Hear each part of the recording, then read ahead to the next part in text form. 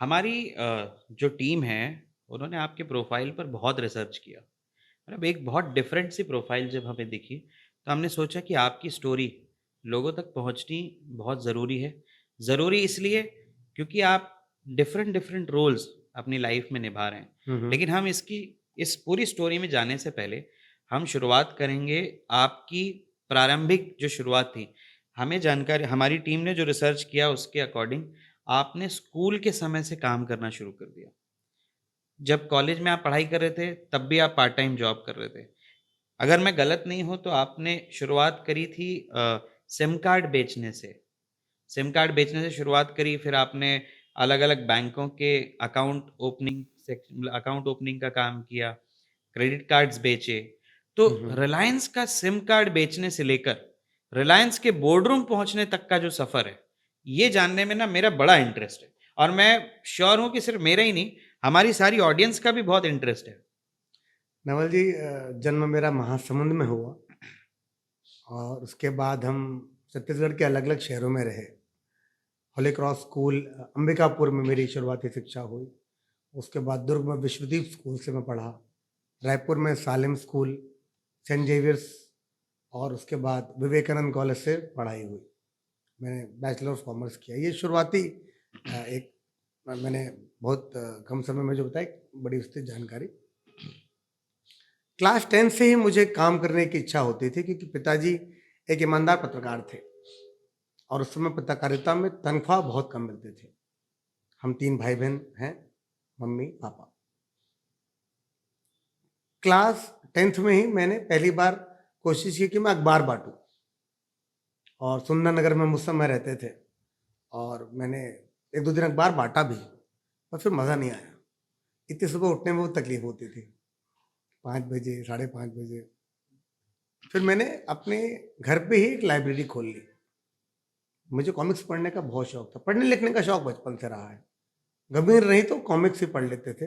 अखबार बचपन से पढ़ने का बड़ा शौक रहा है। तो घर में कुछ कलेक्शन था कॉमिक्स का, उसको लेके मैं अपने घर के टी टेबल को अपने गेट के बाहर रख के किताबें सजा दी, एक रस्सी टाँग दी यहाँ से वहाँ और लाइब्रेरी खोल ली। तो सुंदरनगर के जितने मेरे मित्रगण थे उस समय, उससे 50 पैसे 1 दिन 24 घंटे के लिए हम देते थे किराए पे। ₹1 अगर वो डाइजेस्ट होती थी फैंटम वाली तो ₹1 लगते थे। ऐसा करके छोटा-मोटा काम और उसका पर्पज़ जो था वो एक ही रहता था कि उस समय नई किताबें खरीद सकूँ। तो 7-8 दिन में मेरे पास एक नई कॉमिक आ जाती थी उस कमाई से। कुछ पैसे के, कुछ खा पी लेते थे हम बच्चे लोग। ऐसा चालू हुआ कारोबार जिसको हम कह सकते हैं, पर मज़ा आता था, कुछ प्रोडक्टिव होता था। उसके बाद मालवीय रोड में एक सेल की दुकान है, बहुत प्रसिद्ध सेल की दुकान है। वहाँ भी मैंने 1-2 दिन काम किया है। ₹12 मुझे मिलते थे 1 दिन के, सुबह 10 से लेकर रात के 10 तक काम करने के लिए। तो मैं छुट्टियों में सैटरडे संडे को वहाँ चला जाता था, वहाँ काम करता था। इस बीच फर्स्ट ईयर में जब मैं आया, तो मुझे मोबाइल रखने का बड़ा शौक था और मोबाइल उस समय लॉन्च हुआ था। उस समय इसको आरपीजी सेलुलर कहते थे हम। आइडिया जो टेलीकॉम आज देखते हैं, उस समय आरपीजी सेलुलर होता था। पैसों की ज़रूरत तो थी ही, वो हमेशा रहती थी और मुझे पता लगा कि जो मोबाइल बेचते हैं, उनको एक डेमो फ़ोन मिलता है, जिसमें 400 मिनट आउटगोइंग फ्री रहती थी और इनकमिंग भी फ्री रहती थी। जबकि उस समय आउटगोइंग पे चार्ज लगता था, क्योंकि हमें ग्राहकों के फ़ोन उठाने पड़ते थे, तो आउटगोइंग, इनकमिंग दोनों उसमें फ्री रहती थी 400 मिनट तक।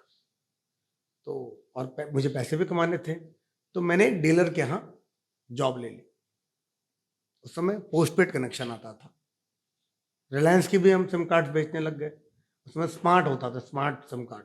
शुरुआती दौर में एक ही तो शब्द फ़ोन था। जी, जी।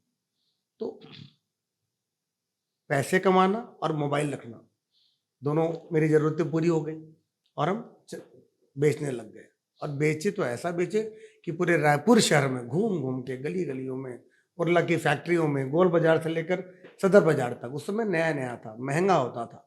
₹3760 का एक कनेक्शन आता था।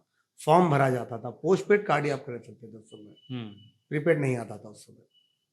तो ऐसे चालू हुई कहानियाँ, मज़ा आने लग गया। तो कॉलेज आवर्स के बाद उसके बाद धीरे से कॉलेज में मैं थोड़ा बंक मार के हम बेचने में लग गए बिल्कुल। उसके बाद यहाँ पर आईडीबीआई बैंक चालू हुआ और आईडीबीआई बैंक को पता लगा कि कोई है जो अच्छा बेचता है सिम कार्ड, तो लोग ऐसे लोगों को खोजते थे ताकि उनके सेविंग्स अकाउंट खोल सके, क्योंकि हमारे पास कस्टमर बेस भी बन के आ रहता था। और बैंक अकाउंट उस समय एटीएम धारक वो व्यक्ति एलिजिबल है जिसके पास एक मोबाइल फ़ोन, उनको भी उसी लेवल के कस्टमर चाहिए रहते थे। तो उन्होंने मुझे अप्रोच किया। उसी साल पिताजी की डेथ भी हो गई मेरे। अनफॉर्चुनेट था हमारे परिवार के लिए, कहर सा टूट पड़ा। हम तीनों भाई बहन काम करने लग गए और उसी साल फिर मेरी आईडीबीआई बैंक में एक एक्सेप्शनल अप्रूवल लेके मुझे उन्होंने हायर किया, क्योंकि मैं उस समय ग्रेजुएट नहीं था। अच्छा। तो उन्होंने मुझे कॉन्ट्रैक्ट में रखा, पर सुविधाएं, तनख्वाह वही थी जो बाकी एम्प्लॉयज़ को मिलती थी, पर मैं कॉन्ट्रैक्ट में था। और फिर हमने एटीएम कार्ड खोलना चालू किया पूरे रायपुर शहर के लिए। एक ही बैंक था उस समय, modern private bank, schedule bank, जो रायपुर में खुला। राजभवन के सामने उसकी ब्रांच थी और एक ही एटीएम मशीन था। तो हम जब लोगों को ला के दिखाते थे कि आप रात को 12 बजे भी पैसे निकाल सकते हैं, तो बड़े आश्चर्यचकित हो जाते थे। हम दिखाते थे और उस समय एटीएम एकदम कड़क नोट निकलता था, बड़ा मजा आता था लोगों को। तो लोगों ने एटीएम कार्ड रखने के लिए ही आईडीबीआई बैंक में अकाउंट खोलना चालू किया और हमने बहुत अकाउंट खोले, हजारों अकाउंट खोलते थे महीनों के हम लोग। उसके बाद आईसीआईसीआई बैंक लॉन्च हुई, हमने वो बैंक ज्वाइन कर लिया। मैंने 1 साल वहाँ रहा। उसी समय मुझे पता लगा कि एमबीए करके कुछ होता है। अब एमबीए क्या होता है, कुछ इंटर्न्स ने बताया कि आपको एमबीए कर लेना चाहिए। तो मैंने रिसर्च करना चालू किया। उस समय इंटरनेट वगैरह तो ज़्यादा होता नहीं था, फिर भी हमने रिसर्च किया और पता लगा कि भाई मास्टर ऑफ बिजनेस एडमिनिस्ट्रेशन, इससे अच्छी जॉब मिल सकती है। कब तक सेल्समैन का काम करेंगे, किसी दिन मैनेजर बनेंगे। फिर मैंने जॉब छोड़ के कैट की तैयारी चालू की, कैट क्रैक किया और अपना एमबीए किया।